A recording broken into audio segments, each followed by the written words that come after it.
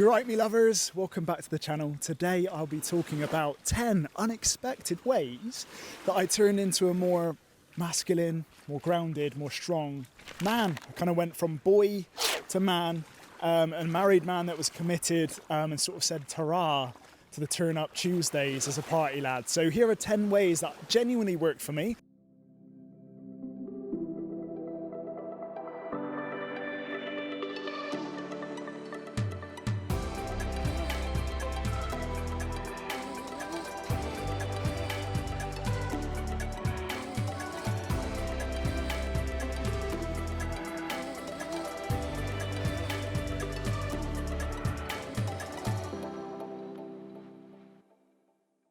Number one is learn to be a fuckboy in all the right ways. It's mainly about integrating your shadow. It's not about being a dick. It's not about being Machiavellian. This is more about kind of fucking the rules, going against the grain and being confident about it. Having a back spine is essentially what women really depend on. Hey, be a man, do the right thing.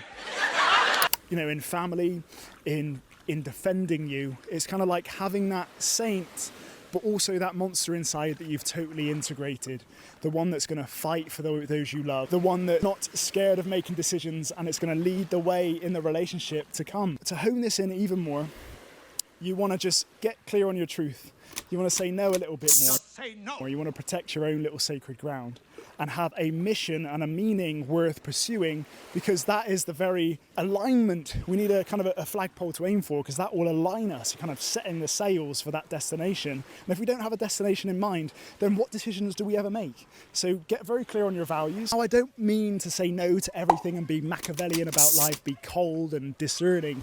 It's really actually being okay with being out of control too. No, we could use a little worse. And a lot of men will teach you habitual ways of life, but completely forget about being okay and feeling accepting and peaceful with feeling out of control, which essentially is inherent within love and relationship. We can't control people, we can't control their responses, and we can't control what they do to us. But we certainly can control our attitude. It's the only thing that we can control. So the attitude, if it's wired to be agreeable, then we're in trouble, because we allow people to step all over us, and we probably aren't going to be that stable foundation for better. When you have an opinion, you stand by it through and through. You speak your truth.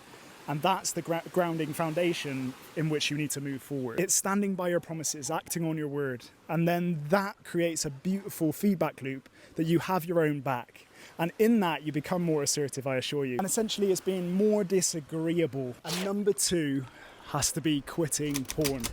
Now, this is the best thing I ever did since I was in my relationship. So I never actually quit until I actually got into a committed relationship with Jazz. Now I get the teenage desire and erotic desire to have everything you want at your door. And what that does is train your brain that you're able to have many options on your doorstep.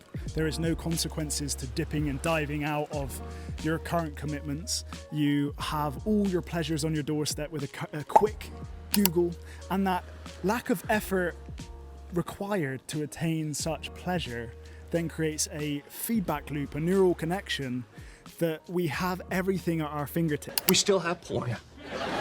And that can actually create many narcissists. That can create narcissistic traits where you bond with yourself so easily without much effort. It may actually make you entitled, that you breach other women's boundaries. You objectify women. You don't see them as sacred anymore. You don't even see the practice as sacred anymore. Yeah, I just have to say that, you know, recreate your ideals with a sacred relationship with sex when it comes to this. It's all about a long-term satisfying relationship, not a quick ding. I understood that reference. Those online pornography videos are so radical, so objectifying, so fantasical that it's not reality. I was just at the bank, and there was this really hot teller, and she didn't ask me to go do it with her in the vault. And you're not going to perform that with your loved one. You're not going to perform that with your soulmate. You're not going to perform that with your life partner that you hope to see as your mother to your children. Reality is, do not compare to these ideals. And again, stop putting up this kind of like layer of impossible perfection to everyone you're going to be dating later in life. Quit as soon as you possibly can and start to look for wholesome ways to release your junk.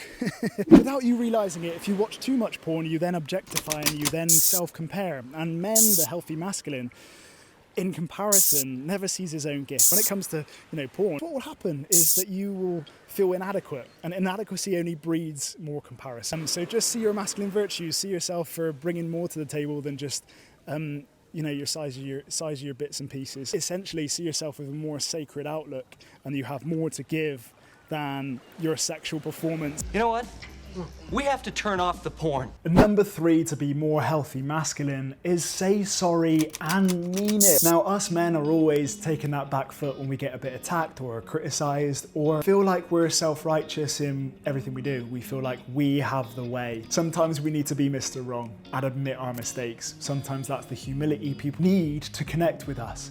When we're in that stubborn state, then there is just walls going up and just, again, a defensive masculine that no one can connect with. I don't mean to be this like cognitive empathy when we're just saying sorry because it's done by the textbook. I mean say sorry and really mean the word. When we don't say sorry, we kind of admit perfection, that we're already a complete artifact in ourselves. But the reality is when we do say sorry, we've made mistakes. And when we admit to our mistakes, then we have places to improve. And that is kind of a masculine purpose. It's for the sake of progress, we seek discomfort. And that very discomfort is admitting that we're not perfect. This leads me to number 4, make your purpose meaningful. Why is this so important? It helps us make more potent decisions. When we have a meaning to pursue, we will get through discomfort in order to fulfill that. We have something powerful enough, exciting enough, that we're going to do everything in our power to try and to achieve it. Meaning is kind of that mission in your head. Like, why are you here on planet Earth? How can you make the world a better place? Where do you find meaning? In family, in work, in fitness pursuits, in financial pursuits. And it makes it even more important to create a meaningful purpose. One that's wholehearted, one that allows your little inner boy to play, to be creative. So if we're clear on what's meaningful to us, we can make better decisions to make us get toward the path of what is meaningful. And 5th, no artificials and abstinence from narcotics, alcohol, smoking, things that create this dysregulated, soothing effect to your anxiety. Now, these are our inputs. This is kind of catalyzing into an output, a mood, a feeling. You must be intuitive as to what feels good to you, because no diet, no fixed veganism, no fixed keto diet may actually not work for you. Interestingly, if you experiment even with a type of coffee, some coffee makes me buzz out like a bee. Great, excellent, amazing. I feel better than I've ever felt in a moment in my entire life. So we're all fine. Yep. Yep. Yep. Yep. Yep. Yep. Yep. Yep. Yep. Yep. And then some from the supermarket nulls me down. So a more Arabica-based coffee helps me feel better. So it's not the food that's the demon, it's not necessarily the input that's the demon, it's the very reaction that you have to the input. Now, I'm not going to demonize everything. I think having some balance, a wine on a Saturday can be really good for people. What I suggest, just from my own experience, is that I've now been sober for 1,000 days. That's, oh my God, 3.5 years, ever since I met Jazz, because I think when Jazz came into my life, something ignited within me. It's kind of this more responsible man needs to show up. Being an entrepreneur as well, you need to be mentally ready, stable, being able to solve challenges, not be low the next day. So the fact that when I cut alcohol for 1,000 days, it's helped me feel way more mentally clear. It's helped me make better decisions. It's helped my wife feel more secure in my presence, that I don't depend upon a substance in order to feel a certain way. It was one of the best decisions I ever made, and made me cut out mates that were just like predicated upon you drinking alcohol in order to hang out with them or be more fun. You're boring if you don't drink alcohol. Whoa, mate, see you later. I'd rather have a deep dive conversation over a coffee than I would dull myself down to dance at a nightclub.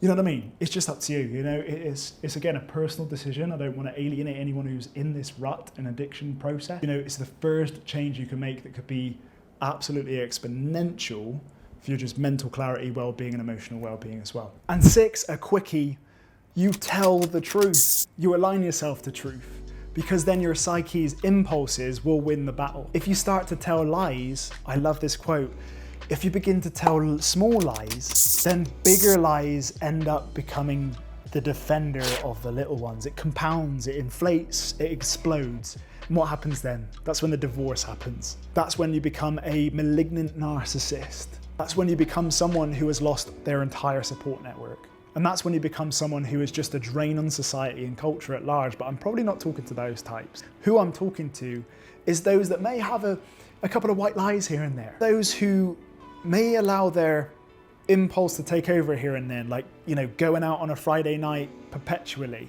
saying to themselves, oh, one drink won't hurt. That's a lie to yourself, right? Maybe that will hurt your next day, and you know you may be hungover and you want to build a business, for example. If you are having fun with a few lies because you're playing a few jokes on a mate, or, you know, having a bit of banter with your wife and trying to keep things under wraps, that you may be, you know, partying out a little bit longer than you should, and that starts to spiral because you're not telling the truth, and then your partner starts to mistrust you a little bit, and then you have to uphold those lies in order to keep the integrity of that lying identity. What happens then? The consequences slip. It fills into consequences. It fills into the breakup. It fills into the idea that you may lose those around you. You're running yourself down a path where your character becomes literally built to disappoint. Now, everything is salvageable. Those that even in the consequential zone can rescue yourself. You matter. You definitely matter. There's relationships in your life where you matter.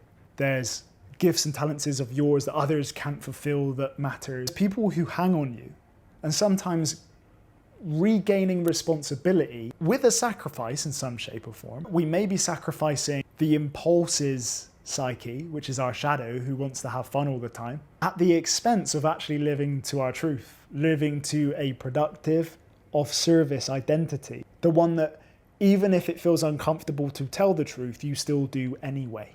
Your word is your wand.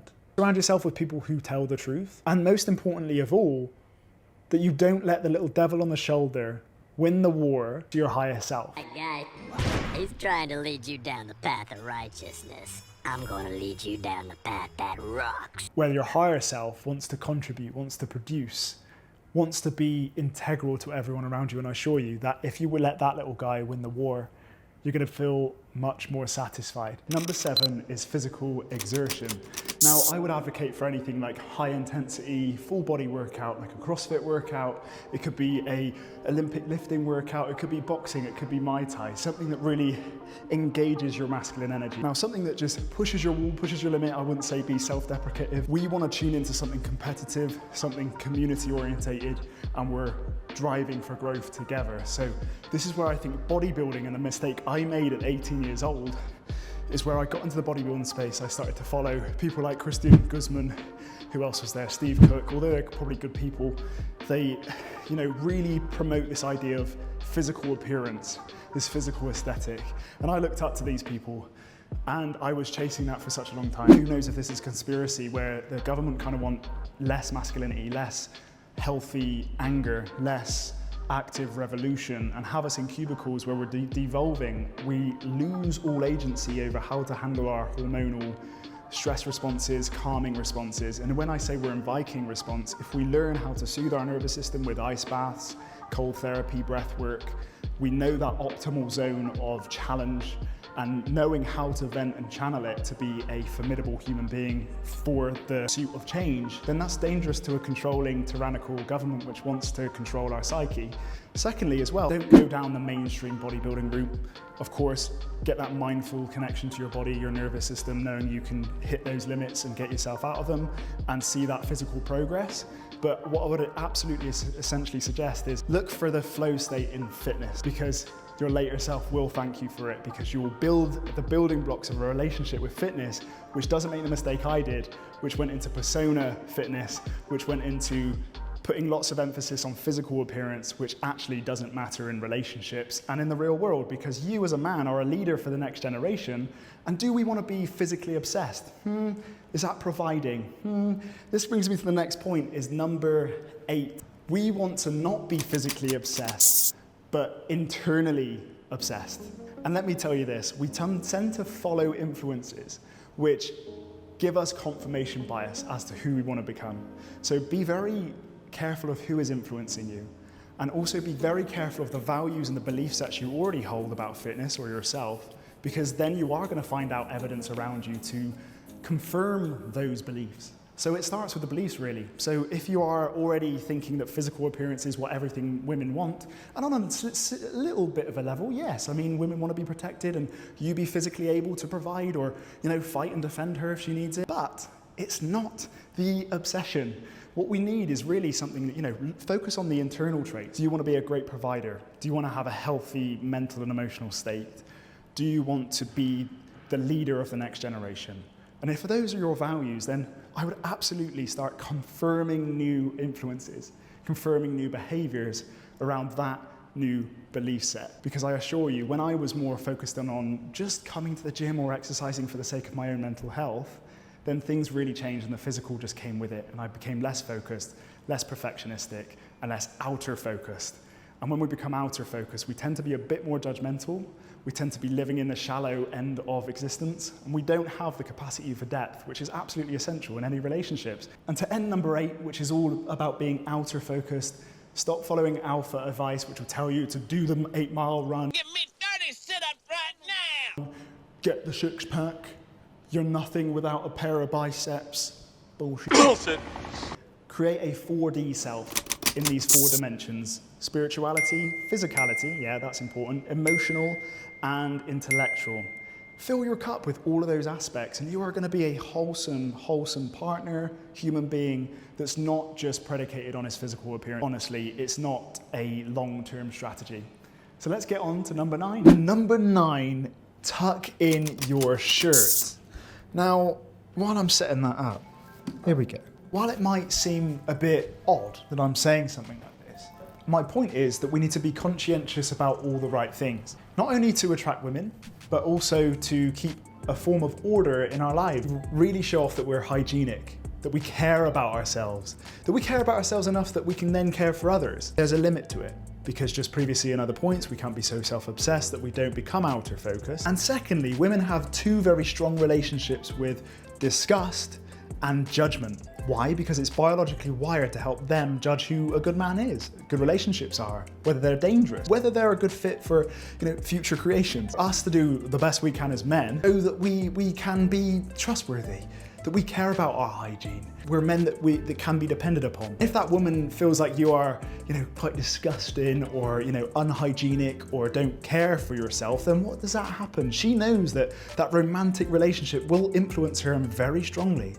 So that influencing power is a big predeterminant for her to even accept you in for a romantic relationship. It's just basically to mean that you need to do all in your power, all you can in your style, your fashion, your cleanliness, how you show off your identity in a wholesome way so she can trust you that in that container she's healthily influenced by you. Keep your bedroom in order, your home in order, because you can't go out into the world and be of service if your own world is chaos, your own home that you're hiding is something to be ashamed of. So do everything you can to create inner order and outer order, and that means tucking in your shirt, something so simple, and looking after your hygiene, paying a little extra money for a good haircut. I don't want to get too outer focused here on your persona because this really isn't massively what matters, but it does help show off to women, show off to relationships that you are someone to be taken rightfully seriously. And number 10, journal. Why? Because men are typically internalizers. We bottle things up, we avoid the difficult conversations, and a great starting point is actually to understand what emotional processes you're going through, what triggers in your environment, or what bad relationships, what bad choices you've made in that day. And if you can have that clarity, then it makes it a bit more, less of a monster to then bring up or express in your relationship. I know it's cliche, but I've been writing for probably about 10 years. This got me through anxiety, depression. What it also does is helps you create neural pathways that you can solve your problems, that you're not helpless, that you do know the answer. Only until you slow your world down, get into a internal, safe, sort of quiet zone that's not messy, high functioning, and on to the next task, which us men always tend to do. Just write. You don't need to be Shakespeare, but you're gonna find out patterns. You're gonna see exactly what emotions are coming to the surface. You're gonna see what sources in your life are creating 80% of your satisfaction or 80% of your unnecessary stress. Those who have suffered silently for so long heal so loudly. And in order for you to heal loudly, you need to get into expressing. And expressing starts with writing. You become a better communicator as a result if you know what your mode and median is to get your message across. And that's a wrap. Thank you for tuning into today's video about 10 unexpected ways that I became a more strong, grounded, masculine man, and advice or tips or practical ways I wish I knew as an 18-year-old boy into my early 20s that would have changed the game forever. Now, if you like this video, do give it a like, subscribe, and again, click the dingy notification bell for more videos to come. And please do let me know which topics you would like me to cover next. Did you like this new style of video as well? I'd love to hear it.